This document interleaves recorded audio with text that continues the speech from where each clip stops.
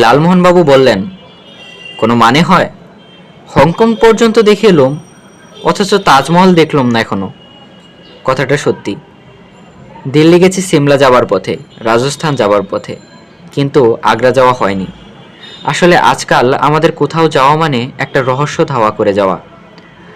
আগ্রায় ফেলুদার কোনো কেসও পড়েনি, তাই যাওয়াও হয়নি। ফেলুদা বলল, আপনার রেলওয়ে বুকিং অফিসে তো কে চেনা আছে বলেছিলেন। দেখুন না, দিন দশেকের মধ্যে একটা 4 বার্থ কম্পার্টমেন্ট পাওয়া যায় কিনা। ফার্স্ট ক্লাস তো? আমার তো অন্যতেও আপত্তি নেই, কিন্তু আপনি ফার্স্ট ছাড়া ট্রাভেল করলে তো প্রেস্টিজ থাকবে না। বাংলার বেস্ট সেলিং রহস্য রোমাঞ্চ ঔপন্যাসিক, সে কি আর 3 টিয়ারে যেতে পারে? হাহ, আপনি কথাও বলতে পারেন না। সিরিয়াসলি বলছি, যাবেন আগ্রা? বিশ্বে যদি কোথাও স্বর্গ থেকে থাকে তো সে এখানে।